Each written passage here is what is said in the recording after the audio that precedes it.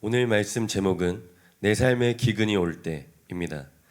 그 땅에 기근이 들었으므로 아브라함이 애굽에 거류하려고 그리로 내려갔으니 이는 그 땅에 기근이 심하였음이라. 그가 애굽에 가까이 이르렀을 때 그의 아래 사내에게 말하되 내가 알기에 그대는 아리따운 여인이라. 애굽 사람이 그대를 볼 때에 이르기를 이는 그의 아내라 하여 나는 죽이고 그대는 살리리니 원하건대 그대는 나의 누이라 하라. 그러면 내가 그대로 말미암아 안전하고 내 목숨이 그대로 말미암아 보존되리라 하니라. 아브라함이 애굽에 이르렀을 때 애굽 사람들이 그 여인이 심히 아리따움을 보았고 바로의 고관들도 그를 보고 바로 앞에서 칭찬하므로 그 여인을 바로의 궁으로 끌어들인지라. 이에 바로가 그로 말미암아 아브라함을 후대함으로 아브라함이 양과 소와 노비와 암수 나귀와 낙타를 얻었더라. 여호와께서 아브라함의 아내 사레의 일로 바로와 그 집에 큰 재앙을 내리신지라. 바로가 아브라함을 불러 이르되 내가 어찌하여 나에게 이렇게 행하였느냐? 내가 어찌하여 그를 내 아내라고 내게 말하지 아니하였느냐? 내가 어찌 그를 누이라 하여 내가 그를 데려다가 아내를 삼게 하였느냐? 내 아내가 여기 있으니 이제 데려가라 하고 바로가 사람들에게 그의 일을 명하매 그들이 그와 함께 그의 아내와 그의 모든 소유를 보내었더라. 아멘. 아멘. 낭독한 자 사람이 태권도 5단입니다. 조심하시기 바랍니다. 아무튼 우리 아이들 태권도 또 운동을 건강하게 키우고 싶은 우리 자녀들 있으면 이번 9월 달부터 오픈을 합니다. 우리 김준영 사역자가 실제 또 현장에서 지도하니까 많이 또 여러분 아이들 보내주셔서 건강하고 또 믿음으로 잘 키워지는 자녀들 되기를 축복합니다. 생물시험에 오늘 학교에서 다음과 같은 문제가 나왔습니다. 다음은 어떤 새의 발모양인가? 문제를 풀던 한 학생이 딱 일어나더니 문제를 들고 선생님 앞으로 딱 나가는 거예요. 선생님, 발모양만 보고 어떻게 알아맞힙니까? 머리면 몰라도. 그러자 선생님, 야, 공부를 안 해놓고 뭘 너 따져? 너 이름이 뭐냐? 그러자 그 학생이 교탁에 발을 탁 올려서 맞춰보십시오 선생님. 이해가 안 되시면 집에 가서 많이 웃으시기 바랍니다. 그때 싸움이요. 아멘. 행복한 주일이 되시길 축복합니다. 오늘은 바로 8월 28일입니다. 여러분 828 하면 떠오르는 게 있죠. 롬팔28 말입니다. 아멘. 우리가 알거니와 하나님을 사랑하는 자 곧 그의 뜻대로 부르심을 입은 자들에게는 모든 것이 합력하여 선을 이루느니라. 여러분 하나님을 사랑하십니까? 그렇다면 여러분 지금 여러분의 형편이 상황이 참으로 어렵고 힘들고 곤란한 상황이 있습니까? 합력하여 모든 것이 선을 이루게 될 것입니다. 반드시 잘 됩니다. 결론은 선으로 합력하여 복을 주십니다. 그렇습니다. 이 놀라운 축복이 여러분에게 지금 임하고 있음을 꼭 기억하시고 믿으시기 바랍니다. 우리가 아브라함을 말할 때마다 가장 많이 하는 말이 있습니다. 그것이 바로 복이라는 말입니다. 복. 이 복. 이 인생의 이 복. 이것은요, 많은 우리 사람도 복 얼마나 이야기를 많이 합니까? 그래서 이 한복을 특별히 제가 보면은요, 이 기똥에 뺑뺑뺑 돌아가면서 복. 또 여자분들 저고리 보면 여기 기세 복. 아주 그냥 또 베개를 보면 베개 옆에 복. 천장 보면 천장에 복. 이렇게 복을 좋아하죠.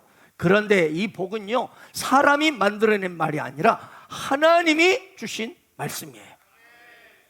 아브라함은 하나님부터 너는 복이 될지라. 아멘. 이 복의 말씀을 한마디를 붙들고 지금 약속의 땅 가나안 땅에 드디어 마침내 온 것입니다. 신약을 사는 우리도 마찬가지입니다. 우리가 자주 하는 말이 있는데, 우리 예수 그리스도를 믿는 우리가 자주 하는 말이 있죠. 예수 믿고 복 받으세요. 예수 믿고 복 받으세요. 여러분 예수 믿으면 복 받습니다. 믿으시기 바랍니다. 아멘입니까? 예수 믿으면 반드시 복을 받습니다.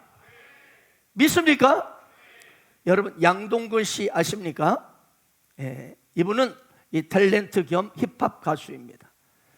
이번 주 이 금요 성령 집회 때 이 힙합 선교단들이 옵니다. 복음을 전해서 힙합으로 하나님께 영광을 돌리는 은혜의 시간을 갖습니다. 특별한 시간입니다. 꼭 금요 성령 오셔서 이 즐겁고 은혜 넘치는 시간을 함께 하시길 바랍니다.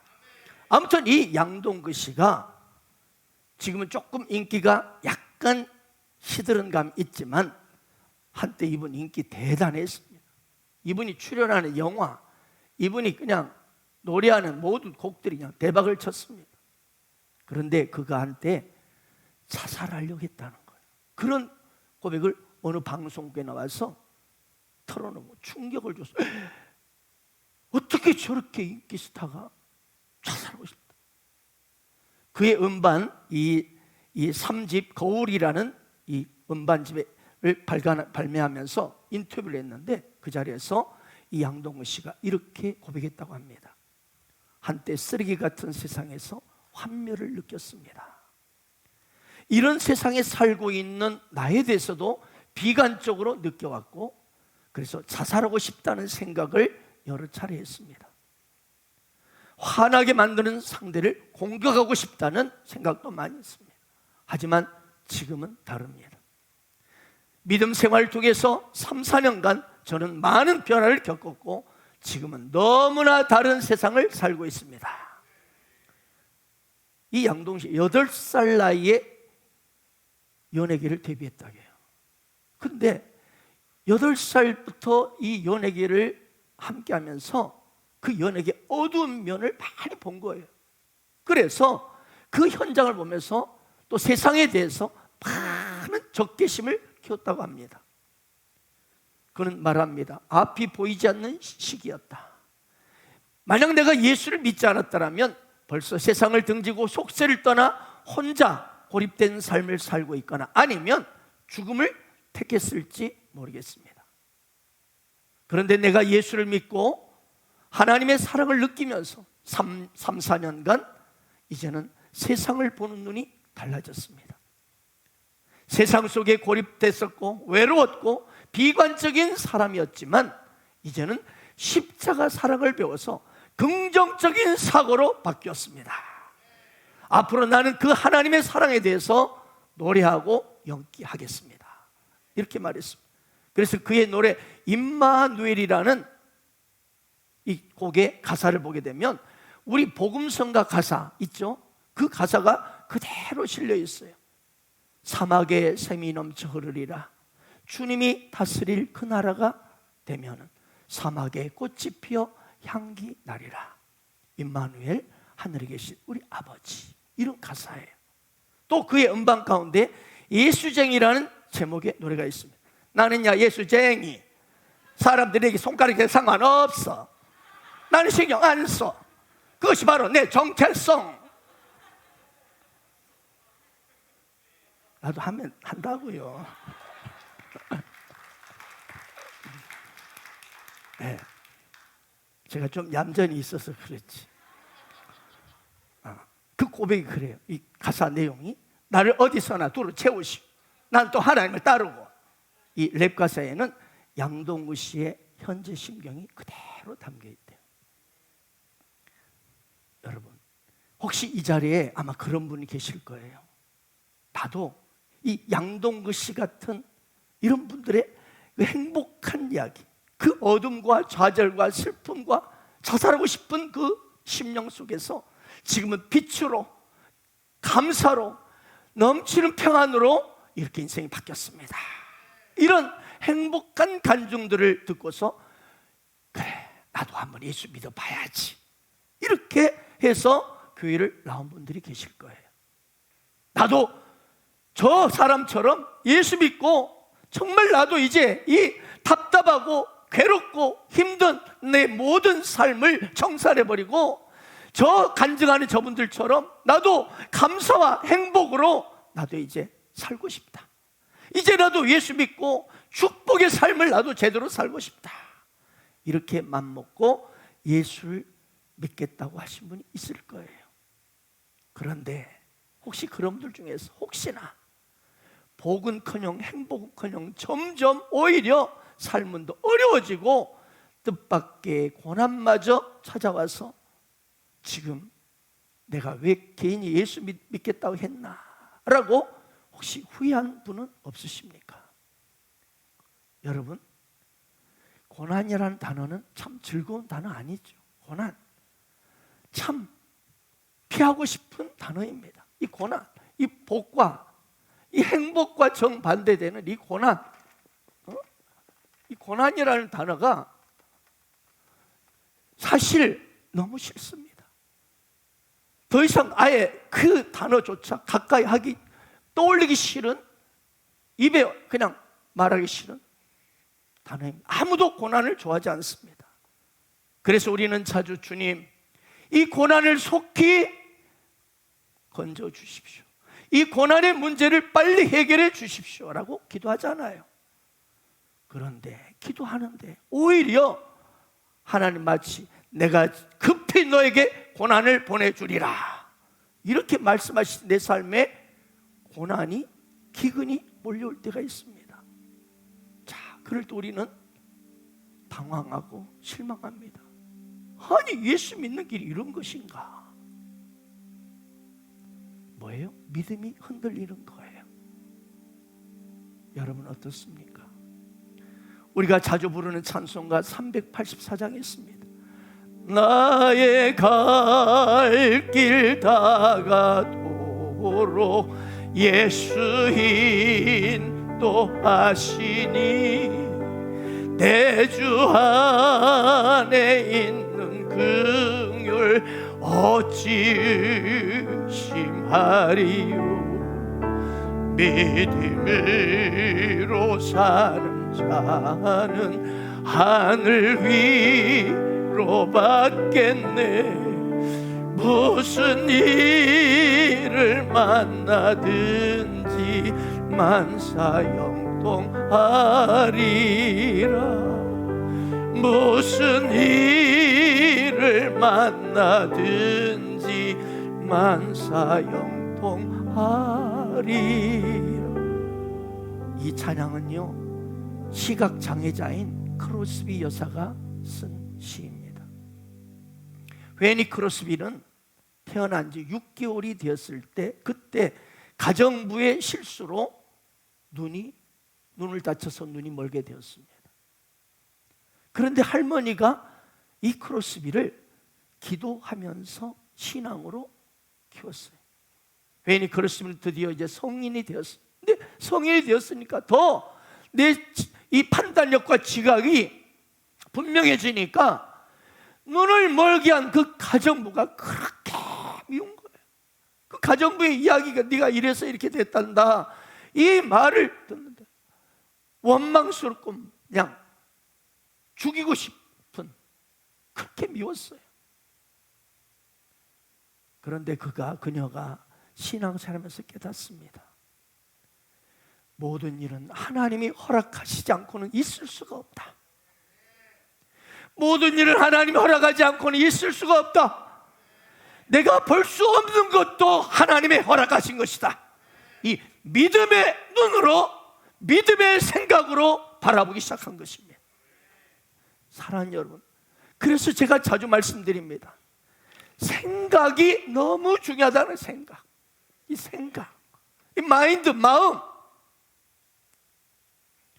복음적인 생각, 은혜의 생각, 영적인 생각, 이 복음의 생각, 영의 생각을 하느냐, 아니면 율법적인 생각, 이 육신의 생각을 하느냐가 여러분의 인생을 결정합니다. 잘 들으십시오. 하나님 말씀하십니다. 육신의 생각은 사망이요, 영의 생각은 생명과 평안이니라. 웨니 크로스비는 이 눈먼 사건을 복음적인 생각으로, 은혜의 생각으로, 영의 생각을 했습니다. 그러자 그녀는 육신의 눈은 볼 수 없었지만 영의 눈이 확 밝아졌습니다.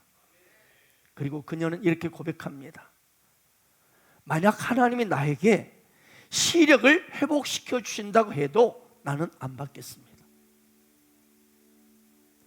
하늘나라에 가면 밝은 눈을 주실 터인데 이 타락하고 어두운 세상에서 더럽히지 않는 이 깨끗하고 밝은 눈을 갖고 싶습니다.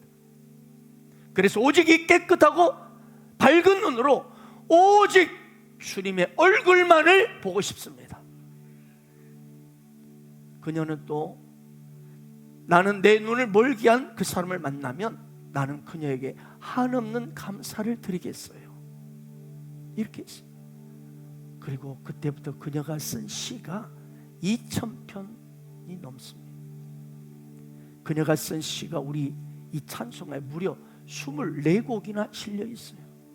그 중에 하나가 오 놀라운 구세주 예수 내 주 참 능력의 주시로다 큰 바위 및 안전한 그곳으로 내 영혼을 숨기시네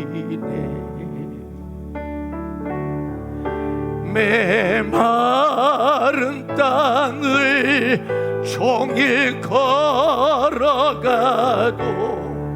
나 피곤치 아니하며 저 위험한 곳 내가 이를 때면 큰 바위에 숨기시고 주 손으로 덮으시네. 여러분, 뜻밖의 사고로 맹인이 된 시각장애가 된 그런 사람이 이런 가사를 쓸 수 있습니까? 그뿐만 아닙니다. 우리가 자주 부르는 288장 세상과 나는 간 곳 없고 구속한 주만 보이도다 이것이 나의 간증이요 이것이 나의 찬송일세 나 사는 동안 끊임없이 구주를 찬송하리로다. 이 가사 내용 하나하나가 그녀의 믿음의 간증이요 특별히 그녀가 고난 중에 썼던 믿음의 찬송입니다. 하나님은 아브라함을 택하셔서 믿음의 조상이 되길 원하셨습니다. 그래서 아브라함은 그 부르심에 순종했고 그렇게 그는 믿음의 삶이 시작되었습니다. 그러나 여러분, 믿음이 시작되었다고 해서 믿음의 삶이 즉각 완성되는 것은 아니라는 겁니다.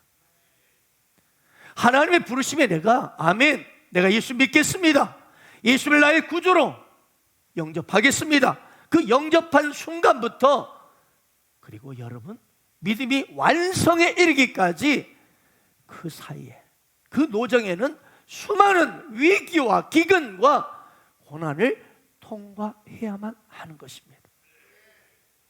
마치 이스라엘 백성들이 문설주와 임방의 어린 양의 피를 바름으로 죽음의 저주에서 놀라운 구원을 받은 것처럼 바로 우리가 어린 양 예수 그리스도의 보혈 그 십자가의 피를 믿고 그렇습니다. 예수 십자가의 피가 나의 모든 추악한 죄를 깨끗이 용서해 주시고 나를 의인으로 삼아 주시고 죽음과 저주 지옥불에서 나는 구원받아서 천국 인생이 됩니다. 그러면서 예수를 나의 구원자 나의 하나님으로 이 시간 영접했어요. 이제 영접했어요. 그때 그 순간 당신은 이제 믿음의 갓난아이로 막 응애하고 태어난 순간에 불과한 거예요. 당신의 나이가 지금 20이고 30이고 40이고 50이고 60이 넘었다 하지만 내가 예수를 믿는 그 순간이 내 영적인 나이는 갓난아기예요. 응애하고 똥인지 된장인지 구별도 못하고 아무 데나 서 우러젖히고 한 발자국도 걸을 수 없고 누가 도와줘야만 겨우 어떻게 먹고 살 수 있는, 그렇습니다. 이제 예수 그리스도를 믿는 그 순간이, 나의 주 나의 하나님 영접하는 순간이, 이제 당신 나이가 50이 되고 60이 되고 70이 되었지만 당신 아이는 갓난아이, 응애하고 아무것도 모르고 그러면서 새로운 믿음의 인생길을 시작하는 겁니다. 그런데 그럼 우리가 이제 믿음의 길을 가면서 언제 우리의 믿음이 순수해지고 언제 우리가 강해집니까? 평안할 때요? 잘 나갈 때요? No. 고난을 겪을 때 순수해집니다. 시련을 만날 때 강해집니다. 마치 온상에 있는 꽃은요, 이게 향기가 안 나. 꽃은 꽃인데 가까이 가서 억지로 맡아 조금 나요. 그러나 발칸반도의 장미는 그 엄청난 고난과 해풍을 맞으면서 그 딴 장미는요 4km 향기가 걸러가면서 4km. 그렇습니다. 이거 같습니다. 우리가 신앙이, 믿음의 향기가, 예수 향기가 퍼져나가는 까지는 하루아침에 그렇게 되지 않아요. 어린아이가 마치 자라나는 과정과 같아요. 여러분, 어린아이가 자라는 과정 단순하지 않잖아요. 어때요? 제대로 걷기까지 수없이 넘어지고 자빠지고, 어떨 때는 무릎이 깨지기도 하고, 어떨 때는 팔이 부러지기도 하고, 어떨 때는 뒤통수로 떨어져가지고 뒤통수 그냥 박이 터지기도 하고, 심지어 질병 치레도 하고 사고도 그냥 치고 만나고 그러잖아요. 그러면서 또 우리가 인생을 자라면서 인생이라게 내 마음대로 되지는 않구나. 또 뜻밖의 나는 잘못한 것도 없는데 저렇게 나를 공격해가지고 나를 상처 주는 사람이 있구나. 이것을 이제 우리가 깨닫으면서 크잖아요. 이것과 똑같아요. 믿음도 똑같아요. 믿음으로 우리가 살아갈 때 실패, 좌절, 상처, 무너진 이것을 경험합니다. 그러면서 믿음으로 살아도 내가 원하는 것이 다 이루어지지 않고, 내가 믿음의 길을 가는데 뜻밖의 막 나를 공격하고, 내가 주님 앞에 바로 믿음의 길을 가는데도 오해하고 오히려 나를 비난하는 이런 상처가 교회 안에도 있구나. 아멘. 그러면서 이런 고통과 시련, 상처를 받으면서 우리 인생의 어른이 되듯 믿음도 그렇다는 거예요. 믿음도. 아멘. 믿음도 그렇다는 거예요. 오늘 하나님은 아브라함이 믿음의 조상으로 드디어 부르셨지만 믿음의 조상답게 그 수준으로 오르시기 위해서 여러 가지 그의 인생길에 고난과 시련의 시간을 허락하십니다. 그래서 그를 믿음을 연단시키고 믿음의 조상으로 마침내 그 수준으로 이끌어 내시는 거예요. 아멘. 우리 10절 보십시다. 자, 이제 믿음의 어린아이로 출발했어요.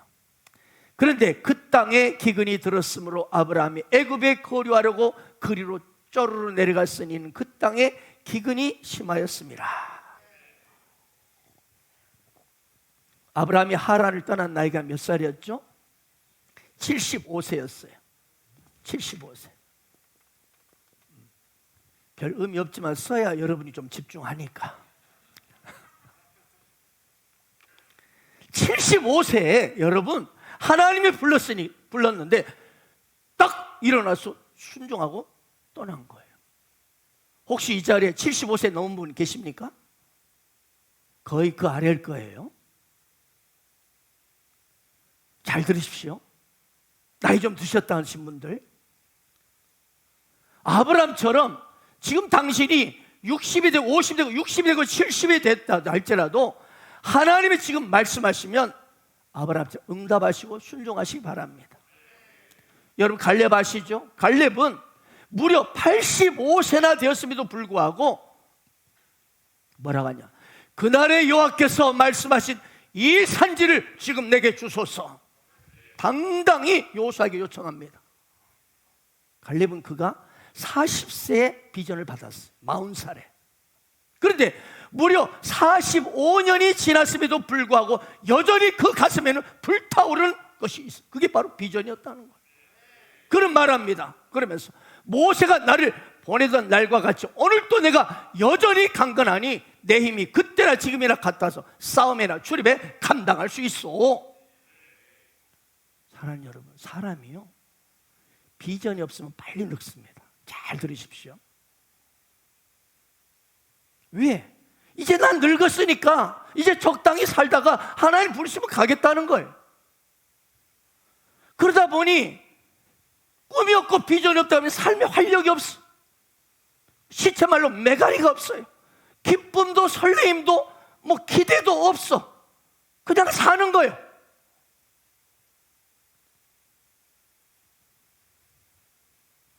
미래에 대한 기대가 없어요. 그냥 하루하루를 소일하고 오늘 하루도 어떻게 살지. 그래서 자식이나 손자들이나 보고 돌보면서 세월을 보내는 거예요.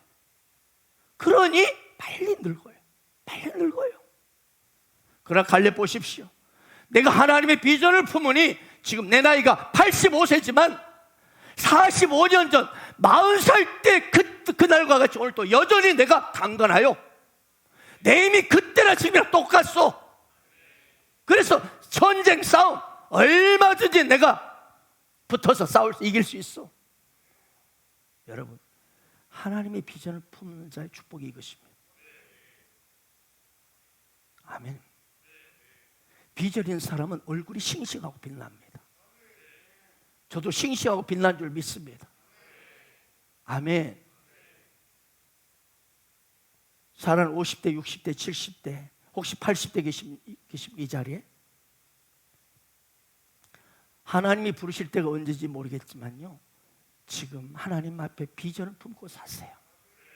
그렇지 않으면 인생이 그냥 허덕거리며 그때그때 터지는 일 문제, 내 인생 문제 해결하다가 시간 다 보니까 빨리 늙어. 맨 고난만 생각하고 힘든 일만 해결하려고 사니 돈 문제, 건강 문제, 새끼들 문제.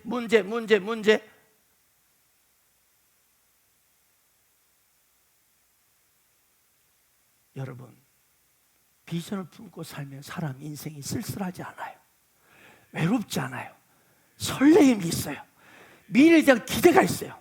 허탄한 것에 마음 쓰고 거기에 그냥 그의 일 때문에 그냥 낭망하고 괴로워하고 하지 않습니다. 이곳에 계신 사랑하는 여러분, 모두가 하나님의 비전으로 살아가시기를 축복합니다. 정말 중요합니다. 설레임이 있거든요, 비전의 사람. 마구잡이로 살지 않아요, 비전의 사람. 목표가 분명하기 때문에 그 목표를 향해서 모든 것들을 참고사항으로 여기며 나갑니다. 할렐루야. 자, 아브라함은 하나님 지시하는 땅, 약속의 땅, 축복의 땅으로 계속 움직였습니다. 그래서 마침내 약속의 땅, 가나안 땅에 들어왔어요.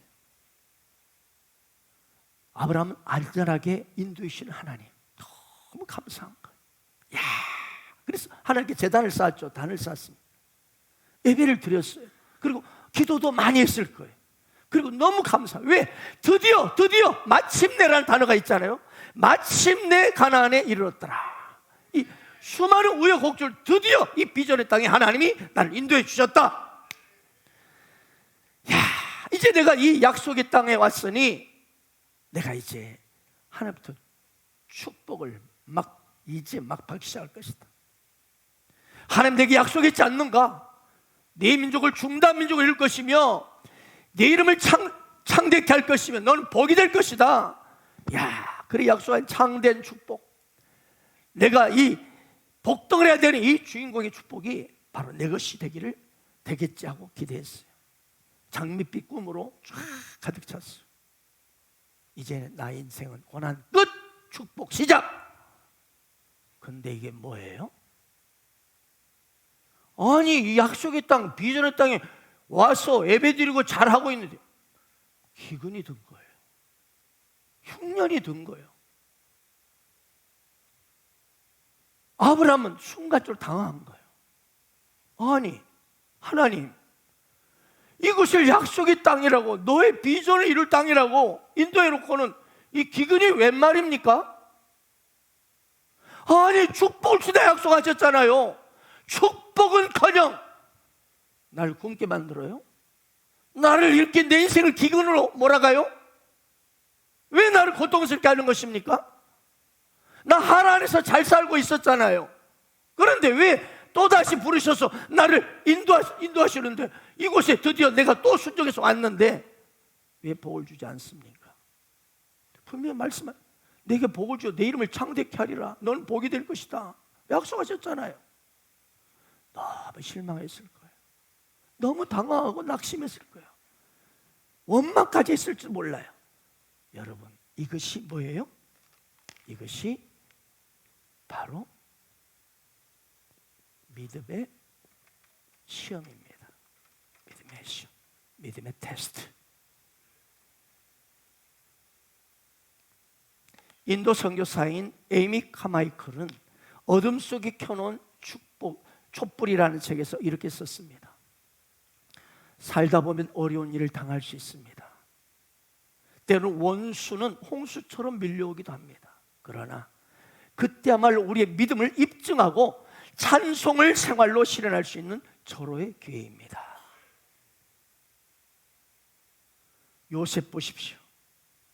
하늘부터 해와 달과 11개 별이 자기에게 절하는 이 하나님의 이 비전을 받았습니다. 꿈을 꾸었습니다.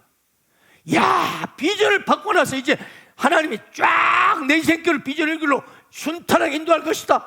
헐, 믿었던 형들이 자기를 구덩이를 파놓고 생매장 하려고 그래.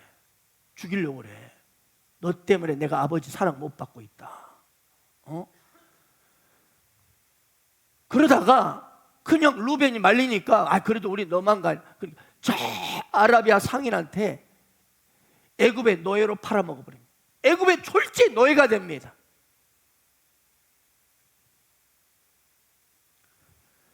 노예로 팔려서 이 보디발 장군 집에 가서 그래도 노예로 열심히 충성하게 일했어요. 농땡이 피지 않았어요. 열심히 했어요. 그런데 헐, 오히려 강간범으로 몰려가지고 감옥에 처박힙니다. 이 보디발 장군의 아내가 이 요셉이 젊고 좀 멋있으니까 자꾸 욕하는 거예요. 대낮에. 그래서 강제로 침실로 끌어들이려니까 이거는 아니다 하고는 뿌리치고 나왔는데, 오히려 이 마누라가 요셉이라는 그놈이 대낮에 나를 이 한마디로 겁탈하려고 이 침실로 들어와서 나를 이렇게 했다고 거꾸로 강간범을 몰아가지고 억울하게 감옥에 처박힙니다. 그런데 어때요? 거기서 불평하고 원망하고 짜증내고 괴로워하고 그런 말이 한 구절도 없어요.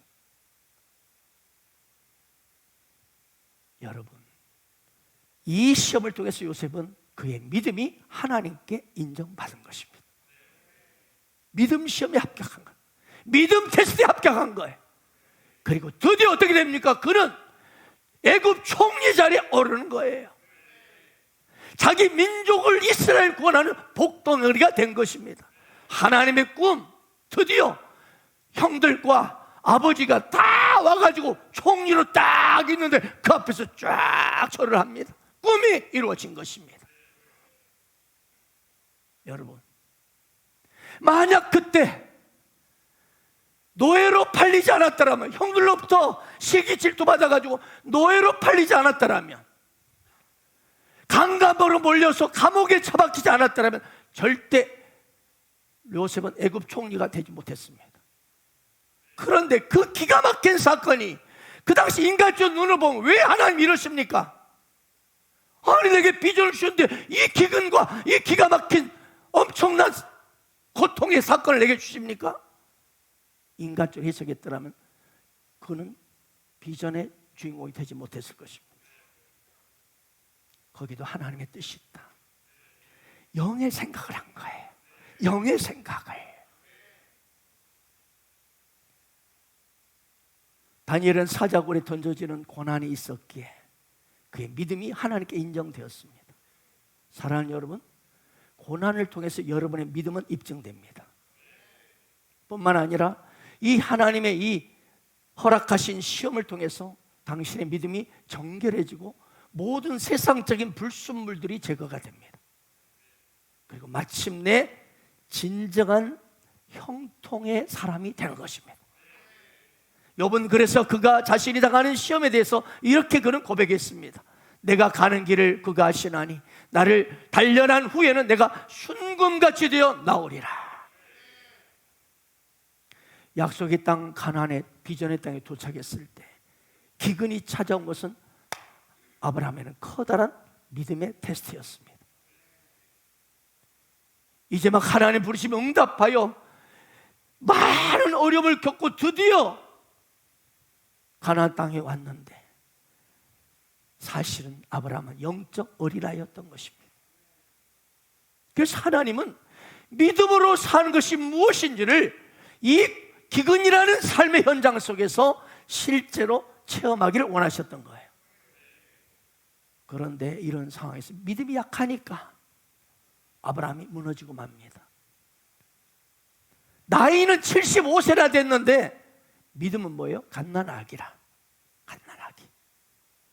그는 하나님이 인도하신 약속의 땅, 비전의 땅의 위치를 지키지 못하고 인내하지 못하고 아이고 나 더 이상 못 살겠네.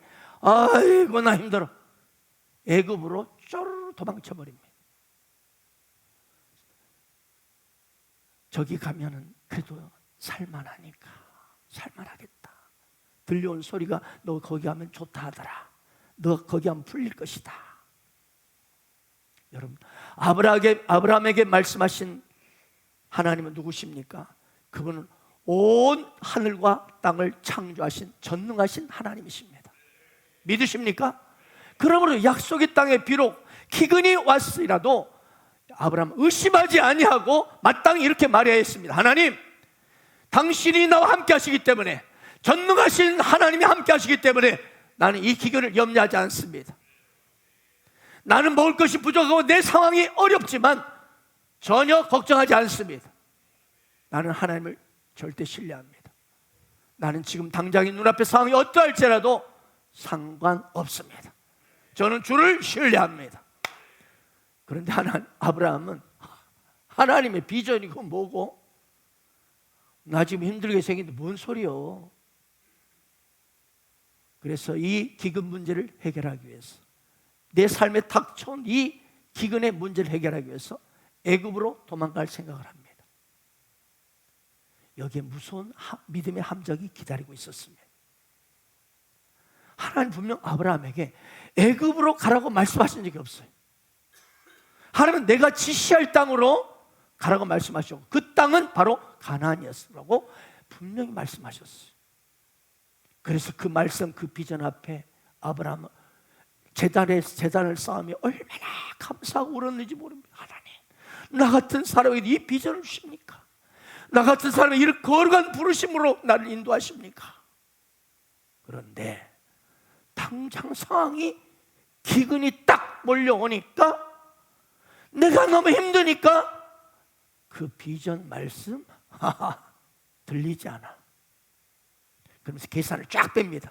육신의 생각이 발동한 것입니다. 뭐예요? 육신의 생각 대부분 사망입니다. 육신의 생각, 부정적인 생각하는 거야. 그래, 도망가자. 애굽으로 도망가자. 세상으로 나가자. 거기 가면 행복할 거야.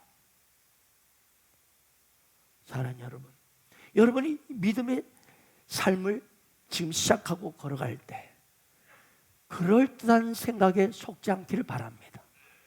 삶의 고난이 다가올 때, 내가 기도했던 것들이 뜻대로 되지 않을 때, 뜻밖의 사람과의 관계가 뒤틀어질 때 우리는 순간적으로 그럴듯한, 이것도 하나님의 뜻이 아니겠느냐, 이런 생각합니다. 이것도 하나님의 뜻이야, 이것도 하나님이 기뻐할 거야. 하나님도 내 입장이 되면 이해하시고, 또 모르지, 하나님이 새로운 길을 열을지 몰라. 그러면서 하나님 분명히 내게 감동 주시고 수차례 감동 비전을 조금 변형시킵니다. 많이 변형시키잖아요. 조금 변형시키고. 이래도 하나님 뜻을 이루지 않느냐. 여러분, 진짜와 가짜는 다릅니다. 보르네오와 바르네오는 다릅니다. 7성 사이다가 진짜지 8성 사이다는 가짜입니다. 별로 안 오시죠? 비슷하다고 진짜일 수 없어요. 아, 바로 그거야. 좋은 생각이 떠올랐다고 해서 그거 다 하나님의 아이디어가 아니에요. 내 생각과 하나님의 생각은 차이가 있습니다. 비슷하다고 같은 게 아니에요. 여러분, 믿음이란 하나님의 말씀을 따라가는 거예요. 내 상식과 논리, 상황 논리, 이성, 나의 경험들 의논하지 아니하고 오직 그분이 내게 말씀하시는 말씀을 따라가는 거예요. 이것이 믿음입니다. 그러나 우리는 자꾸 이성과 타협하고 세상 사람들이 말하는 논리, 거기에 솔깃합니다. 아, 그래, 맞아. 그래서 우리는 서론, 본론, 결론이 딱 여기 맞는 합리성에 거기에 우리는 쉽게 빨려듭니다. 서론부터 본론, 결론, 괜찮아. 사랑하는 여러분, 그런데 우리 하나님은 합리성을 뛰어넘는 분이십니다. 이성과 논리를 뛰어넘는 분이십니다. 하나님의 말씀은 어제나 오늘이나 한결같이 동일하고 위대하십니다. 또 하나, 믿음이란 환경을 따라가는 거 아니에요. 환경을 따라가는 게 아니에요. 눈앞에 보이는 환경, 그럴듯한 환경을 따라가다가 쫄딱 망한 사람 있잖아요. 롯 말입니다. 요단 동쪽이 물이 넉넉하니 야 저기야, 인간의 생각으로, 육신의 생각으로 따라갈 때 쫄딱, 거기가 뭐예요? 겨우 구원받았어. 겨우 유황불이 떨어지는 소돔과 고모라였어요. 지 목숨 하나 겨우 부끄럽게 구원받고 나온 인생이 롯이에요. 주 앞에 섰을 때 내놓을 것이 없는 인생이 롯이었어요. 롯. 겨우 구원받았어. 유황불 지옥에서 구원받았어.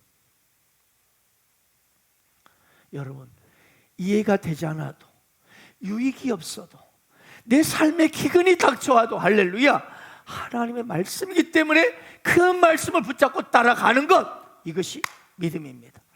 좁은 문, 좁은 길이어도 그 길을 따라가는 것입니다. 아, 너무 이거 아니잖아요. 너무 힘들어. 분명히 성경은 또 좁은 문으로 들어가라, 멸망으로 인도하는 문은 넓고 그 길이, 그 문이 커서 그 길로 들어가는 자가 많고, 좁은 문은 좁고 협차가 찾는 이가 적지만 거기가 생명의 길이라. 신앙생활을 너무 쉽게 하려고 그래. 그러면서도 하나님 보고 다 받으려고 그래. 이런 아주 얄팍한 심보가 우리에게 있어요.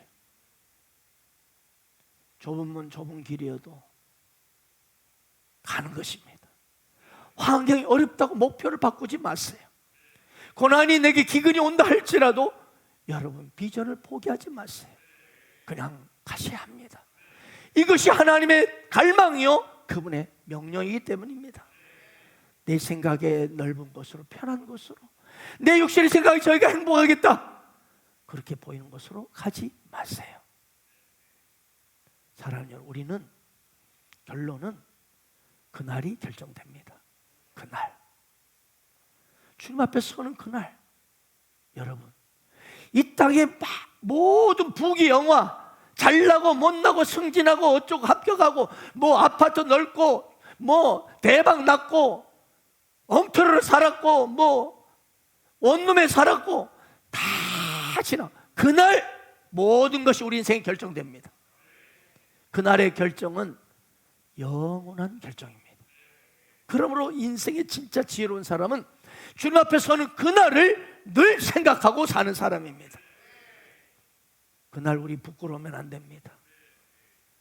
그날 우리는 당당하게 서서 주님도 칭찬을 받아야 합니다. 아멘.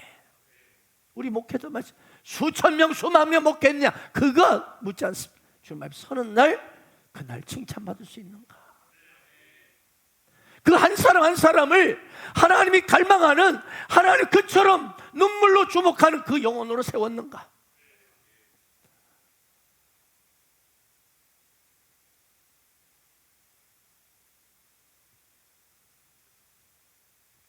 오늘 우리는 아브라함의 실수를 보면서 우리의 믿음의 현실을 제대로 보길 원합니다. 내 삶의 뜻밖의 기근, 재정의 기근, 건강의 기근, 관계의 기근, 가정의 기근, 내 상황의 미래에 대한 기근, 그래도 여전히 하나님의 말씀 앞에 순종하세요. 하나님의 비전을 결코 타협하거나 유산시키지 마십시오. 자, 아브라함이 믿음이 약해지니까, 육신의 생각을 하게 되니까 무슨 일이 일어납니까?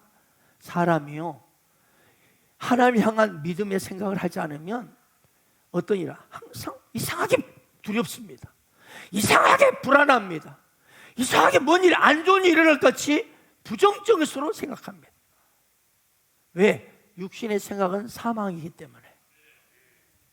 여러분 어떤 생각을 할 때 마음에 평안이 딱 밀려옵니까? 그건 거의가 영의 생각, 하나님의 생각입니다. 그런데 내가 뭔가 생각해서 해보려고 하는데 뭔지 뭐래도 찝찝하고 불안합니까? 두려움이 옵니까? 10중 8구 육신의 생각. 자, 육신의 생각이 들어오니까 뭐가 와요? 두려운 거예요. 아브라함이 두려운 거예요. 미래가 불안한 거예요. 왜? 새로운 애굽이라는 땅에 딱 가니까 이방인들, 저 어디서 이상한 놈 왔다 주목하는 거야. 그런데 보니까 자기 마누라 사라가 좀 예뻐. 그러니까 마누라를 뺏어버리려고 나를 죽이려는 아닌가, 이 두려움이 오는 거야. 이게 믿음의 조상의 생각은 도저히 아니야. 동의하십니까? 자, 그래서 그가 두려우니까, 불안하니까 거짓말하기 시작합니다. 여러분, 거짓말이 여기서 나옵니다. 자, 한번 11절 13절 보겠습니다. 시작. 애굽에 가까이 이르렀을 때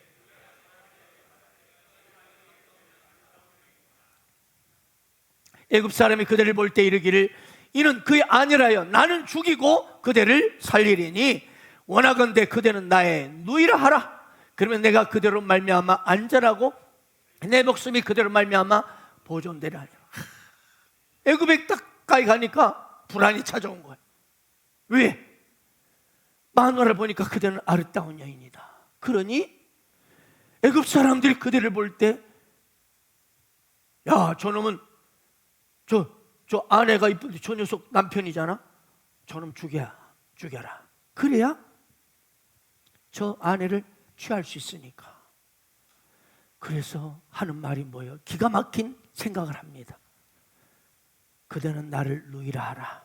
그래서 오빠 연습을 시키는 거야. 오빠 아니야, 좀 어색하다, 한번 더 해봐. 오빠. 이런 짓을 하는 거예요. 왜? 불안하니까. 아내 사라가 뺏기고 저놈들이 나를 죽일지도 모른다는 극단 생각을 하는 부정적인, 여러분, 부정적인 생각은 전부 육신의 생각입니다. 하나님의 생각은 긍정을 주십니다. 할 수 있다고 말씀하십니다. 너는 반드시 축복받는다 말씀하십니다. 너는 안 된다 그런 말 하지 않습니다. 네 뜻을 존중한다고 말씀하십니다. 그런 분이 우리 하나님이십니다. 그 순간 부정생각하는 불안이 들어오는 순간 탁 뭐가 스쳐져요. 그럴듯한 생각 딱 떠오르는 거예요. 그렇지, 아내를 하지 말고 누이라 하자. 그러면 사람들이 나를 죽이지 않고 오빠니까 또 막 환대해 줄 것이다. 누이를 우리에게 주라. 그러면서 너는 이것 좀 줄게, 먹고 살아라. 굉장히 그럴듯한 생각입니다. 이것이 바로 우리의 믿음의 실수가 여기 사게 됩니다. 제대로 주님을 믿는 게 아니라 비슷하게 믿는 거예요. 비슷하게. 왜 비슷한지 아세요? 사라가 누이 맞아요, 안 맞아요? 사실 친척 관계로 보면 누이예요. 사촌 누이예요. 그럴듯한 거짓말을 하는 거예요. 여러분, 사람이 믿음이 약해지면 절대 복음이 아니라 인크라이스트, 할렐루야, 이 인크라이스트가 아니야. 이 나라는 존재가 이 크라이스트, 예수 안에 있다는 확신이 없어. 예수 안에 있는 어마어마한 그분의 권세와 능력이 지금 나와 함께 머물러 있음을 신뢰하지 못합니다. 그래서 불안해서 육신의 생각을 그럴듯하게 떠올립니다. 이걸 절대복음이 아니라 상황복음, 이걸 시쳇말로 지가복음, 지가복음이라고. 자기 나름대로 하나님 말씀을 딱 하는데 거기다 자기 생각을 딱 덧칠하는 거. 아까 말했습니다. 엄밀하게 따지면 아브라함과 이 사례는 누이 관계입니다. 친척 관계로 누이야. 그럼 엄연히 사례는 아브라함의 아내입니다. 그런데 아브라함은 자기 아내를 누이다. 그럴듯한 거짓말. 사람이요, 평소에 진실하게 보여도요, 고난을 만나면 그 사람의 진실이 드러납니다. 고난을 만나면, 내 삶의 기근이 닥치면 그때 그 사람이 진짜인지 가짜인지 봅니다. 믿음이 그렇습니다. 고난, 기근이 닥치면 그 사람이 진짜 믿음의 사람이었는지 가짜 믿음 알 수 있습니다. 이런 사람도 있잖아요. 그처럼 주님께 막 감격하는 사람이 교회를 안 다녀버려. 기근이 와가지고. 이거 가짜였다는 거, 가짜. 진짜가 아니었다는 거예요. 종교인으로 예수 믿었다는 거예요. 종교인으로. 겉으로는 하나님 뜻이라고 말은 합니다. 그러나 그 깊이 들어가 보면 자신의 유익과 안전, 만족을 이루기 위해서 둘러대는 거예요. 방향을 살짝 틀는 거예요. 여러분, 자꾸 변명하고 핑계가 많고 둘러대는 이 사람 복음의 사람 아닙니다. 복음의 사람은 잘잘못에 대해서 일일이 변명보다는 그대로 인정합니다. 그리고 그 지적에 대해서 감사합니다. 아멘, 아멘. 아브라함 믿음이 약해지니까 불안하고, 그래서 자기 목숨을 위해서 아내를 남의 남자에게 바치는 거예요. 여러분, 그렇습니다. 당신의 믿음이 진짜인지 가짜인지는 기근이 와봐야, 강력한 기근이 와봐야 드러납니다. 그래서 믿음의 길에서 기근이 참 중요합니다. 왜요? 기근이 나의 믿음을 진실하게 만들어주는 시험대가 되기 때문입니다. 드디어 상황이 복잡해집니다. 15절 16절 읽겠습니다. 바로의 고관들을 또 그들을 보고 바로 앞에 칭찬함으로 그 여인을 바로의 궁으로 이끌어들인지라. 이에 바로가 그로 말미암아 아브라함을 후대함으로 아브라함이 양과 소와 나비와 암순하게 낙타로. 이 애굽 왕이 바로가 예쁜 왕비를 맞이하게 되었다고 너무 고마워서 오빠인 줄 알고 아브라함을 극진히 환대를 해줍니다. 양과 소, 나오비, 나귀, 낙타 막 몽땅 선물로 줍니다. 여러분, 이 선물을 받을 때 아브라함 마음은 어땠을까요? 마누라 팔아서 얻어 처먹냐 이놈아? 예끼 나 같은 놈. 아이고, 마누라 팔아서 네 육신에 입 챙겨? 마누라 팔아서 부자 된 놈아, 어떻게 그럴 수 있냐? 너무 괴로웠을 거예요. 왜? 이게 믿음이 그래도 있거든요. 아멘. 자, 이 모든 위기 어디서 왔습니까? 기근입니다. 기근이 왔을지라도 가나안의 땅에 있으라 말씀한 있어야 했습니다. 기근이 온다고 절대로 굶어주지 않거든요. 아멘이십니까? 절대로 망하지 않습니다. 왜? 전능하신 하나님이 임마누엘과 함께 하시기 때문에, 인크라이스트이기 때문에 절대로 망하지 않습니다. 믿으시 바랍니다. 그런데 사람이 어리석어서 믿음이 약하니까 내 삶에 고난이 닥치면 당황하고 불안해하는 거. 그래서 믿음은 믿음이고 문제는 문제야. 야, 놀랍습니다. 아니, 믿음이 있으면 문제를 믿음과 연결시켜야 되는데, 문제를 하나님과 연결시켜야 되는데, 믿음은 믿음이고 문제는 문제하고, 믿음은 주님 앞에서 예배드릴 때나 써먹고, 문제는 내 머리를 굴리는 거야. 내 내 머리를 굴려서 이거 어떻게 하지? 어떻게 하지? 이 상황을 어떻게 하지? 여러분, 눈앞에 보이는 현실 때문에 가정과 우리 새끼들은 어떻게 하지? 내 건강과 사업은 어떻게 하지? 직장은? 나 승진해야 되는데? 나 공부는 어떻게 하고? 이성 친구는 어떻게 하고? 눈앞에 보이거든. 눈으로, 육신의 눈으로 현실은, 문제는 보이지 하나님은 믿음 따르니까 보이지 않아. 결국 그럴듯한 내 육신의 생각을 내세우고 하나님의 말씀, 약속, 비전은 뒷전으로 던져버리고 가는 겁니다. 이런 경우가 왕왕 있습니다. 그런데 사랑하는 여러분, 놀라운 사실이 여기 기록되어 있어요. 참 놀랍습니다. 놀란 건 뭐냐? 나는 하나님의 비전을 포기하고 내려놔도 하나님은 나를 포기하지 않는다는 거예요. 아멘, 아멘. 17절 볼까요? 여호와께서 아브라함의 아내 사레의 일로 바로와 그 집에 큰 재앙을 내리신지라. 여기서 우리는 아브라함이 실패했고 실수했고 아주 엉터리고 마누라 팔아먹은 한마디 인간 쓰레기 같은 놈이었지만 하나님은 그를 부르셨기 때문에 절대 포기하지 않는 거예요. 아니, 포기 정도가 아니라 그의 실수를, 그의 범죄를 심판하거나 저주하지 않으시고 엉뚱하게요, 잘못한 거 하나도 없는 애굽 왕을 그냥 저주를 내리려는 거야. 무슨 날벼락인지 몰라. 이해가 되지 않습니다. 엉뚱한 놈에게 벼락이 맞는 거예요. 애굽의 바로왕은 아무 잘못은 없어. 오히려 오빠인 줄 알고 환대해 줬고 그렇게 아주 그냥 잘 융숭이 대접해 줬어요. 그런데 바로의 집에 큰 재앙을 내리신지라. 내려버렸어요. 참 이해되지 않습니다.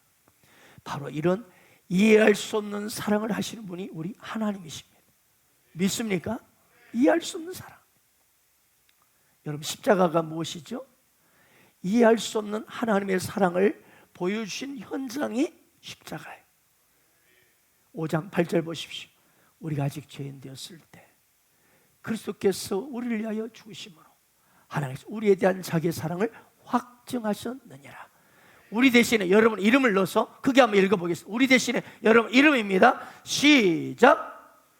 아직 죄인 되었을 때 그리스도께서 박영을 위하여 죽으심으로 하나님께서 박영에 대한 자기의 사랑을 확증하셨느니라. 그렇습니다. 하나님은 저와 여러분이 여전히 범죄하며 죄인 짓 물맛이다 하고 있을 때 이런 추악한 죄인을 위해서 하나뿐인 아들 예수 그리스도를 십자가에 죽이셨습니다. 그리고 그를 믿는 자마다 놀라운 복덩이가 되게 하십니다. 이것이 이해할 수 없는 하나님의 크레이지 러브입니다. 여러분이 이처럼 우리 인간은 포기할지라도 하나님은 포기하지 않으십니다. 그러므로 여러분, 당신이 실패했고 실수했습니까? 범죄했습니까? 그러나 당신은 실패한 게 아닙니다. 당신은 아직 끝나지 않았습니다. 하나님이 이 사건에 개입하시는 거예요. 이 위기를 막아주십니다. 오히려 결론은 너 잘못했으니까 나 심판받아라. 너 실수했으니까 너 이런 벌을 받아라. 그게 아니고 세상에 축복해 주세요. 이분이 바로 우리 하나님이세요. 볼까요? 창세기 13장 아브라함의 실수와 죄악, 실패, 이 사건의 결론이 나와 있습니다. 자, 어떻게 결론이 끝나서 출발하는지 자, 읽겠습니다. 시작. 그와 그의 아내와 모든 소유와 롯과 함께 내집에 올라간 아브라함에게 가축과 은과 금이 풍부하였더라. 아멘. 보십시오. 아브라함 분명히 실수했고 범죄했습니다. 정말 믿음의 조상이라고는 볼 수 없는 참으로 엉뚱한 짓을 했습니다. 약속의 땅 비전에 도망치고 또 자기 목숨 위험할까 봐 마누라 남의 남자에게 팔아넘기고 이런 아브라함의 실수와 죄악 이것에 대한 하나님의 반응이 무엇이에요? 심판이 아닙니다. 저주가 아닙니다. 아브라함에게 가축과 은과 금이 풍부하였더라. 그의 아내와 모든 소유와 롯과 함께 새롭게 출발합니다. 출발하는데 거기 보니까 세상에 애굽에 쫄딱 망해가지고 들어갔는데 거기서 잘못한 짓은 다 했는데 나올 때는 거꾸로 가축과 은과 금이 풍부하였더라. 하나도 잃은 것 없고 오히려 플러스의 풍성한 축복으로 하나님이 보내시는 거예요. 할렐루야. 왜 그렇게 하셨을까요? 하나님이 선택한 당신의 자녀들이기 때문에. 아멘입니까?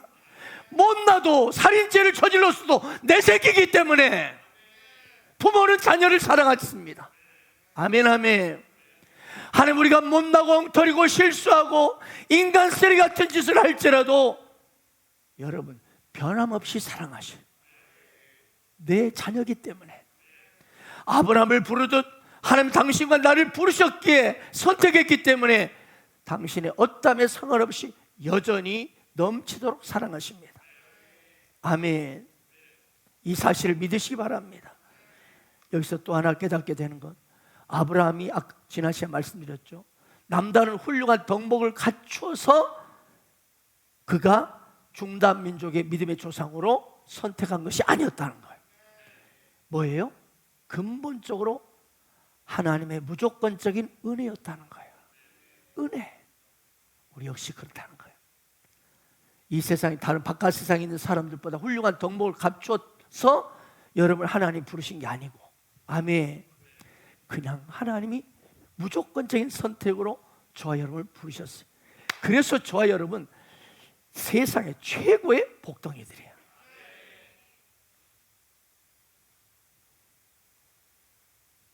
하나님은 한 번 부르신 자들을 절대로 던져버리지 않습니다.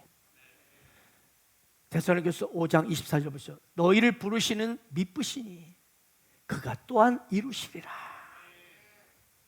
또한 아브라함 마지막, 이건 우리가 배워야 돼요. 아브라함의 위대함은 바로 이것입니다. 실수했어요. 넘어졌어요. 범죄했어요. 그런데 하나님 말씀하시면 다시 일어나 비전을 가는 것입니다. 할렐루야. 그는 한 번도 아니고 수차례 실수하고 넘어졌어요. 범죄했어요. 하지만 그가 실수했을 때, 범죄했을 때 여러분 빨리 자신이 실수와 범죄를 인정하고 다시 일어나 하나님 주신 약속 비전에 순종함으로 나갔어요. 이것입니다. 이것이 아브라함의 위대함이었고, 그 모습 때문에 아브라함은 위대한 비전의 주인공, 축복의 주인공이 되었습니다. 그러므로 우리도, 여러분도 하나님 앞에 실수했습니까? 실패했습니까? 범죄했습니까? 여러분, 이때 사단이 이 같은 실수를 이용해서 여러분을 더욱더 타락길로 끌고 갈 수 있도록 방치하지 말길 바랍니다. 거절하세요. 다시 일어나면 되는 것입니다. 다시 일어나 믿음의 길, 비전의 길 순종하며 가면 되는 것입니다. 오늘날 많은 사람들이 나 이렇게 됐다고, 나 이렇게 됐다고, 그래서 나 이제 내 방식대로 살래, 계속 사단의 밥으로 회오리 바람치는 인생을 사는 사람이 있습니다. 아닙니다. 지금 대조인은 7번 넘어져도 다시 일어나. 아멘. 다시 일어나 그 부르심의 길, 비전의 길을 일어나 가면 그것이 바로 위대한 축복의 주인공이 되는 것입니다.